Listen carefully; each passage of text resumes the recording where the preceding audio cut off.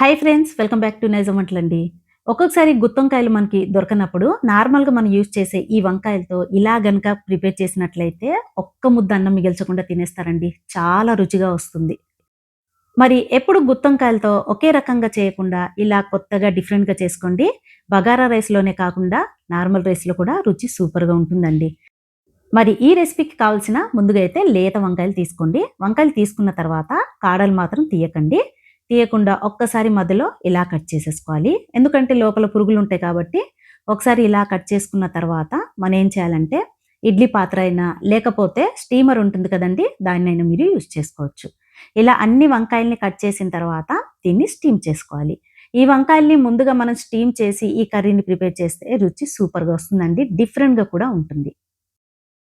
ఇలా కొంచెం ఇడ్లీ పాత్రలోకి నీళ్ళని తీసేసుకొని ముందుగా అయితే ఒక 15 నిమిషాలు స్టీమ్ చేసుకుంటే చాలు.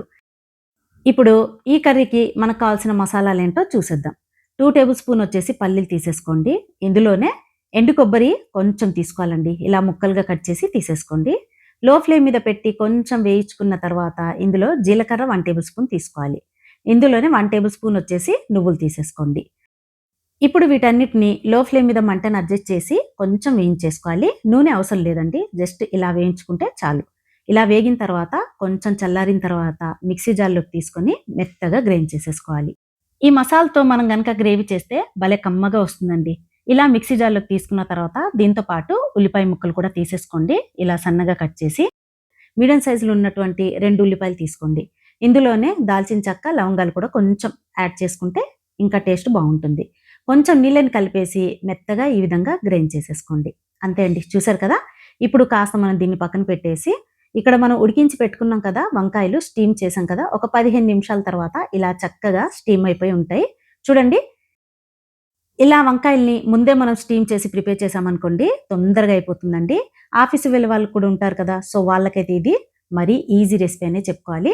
ప్యాన్‌లోకి కొంచెం ఆయిల్ తీసుకున్న తర్వాత, పోపు గింజల్ని కొంచెం ఫ్రై చేసుకున్న తర్వాత, ఈ మసాలా ఇందులోకి తీసేసుకోండి. తీసుకున్న తర్వాత ఈ మసాలాలోకే ఇంకొన్ని మసాలాలు మనం కలుపుకోవాలి. సో, ఇప్పుడు కొంచెం దీన్ని ఈ విధంగా మిక్స్ చేసుకున్న తర్వాత, ఇందులో అల్లం వెల్లుల్లి పేస్ట్ 1 టేబుల్ స్పూన్ తీసేసుకోండి. దీంతో పాటు హాఫ్ టేబుల్ స్పూన్ వచ్చేసి పసుపు పొడి తీసుకోవాలి.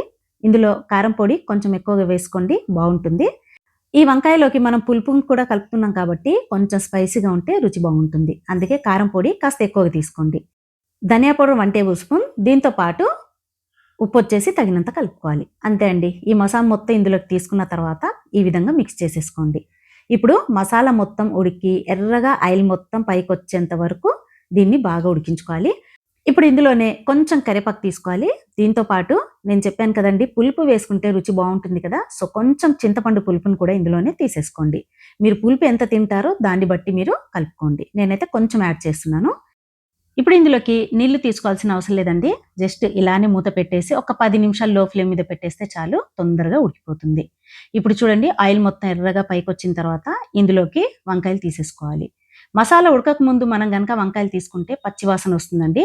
సో, అస్సలు టేస్ట్ అనేది రాదు. సో, ఇలా మసాలా మొత్తం ఉడికిపోయిన తర్వాత వంకాయలు ఇందులోకి తీసేసుకుంటే సరిపోతుంది.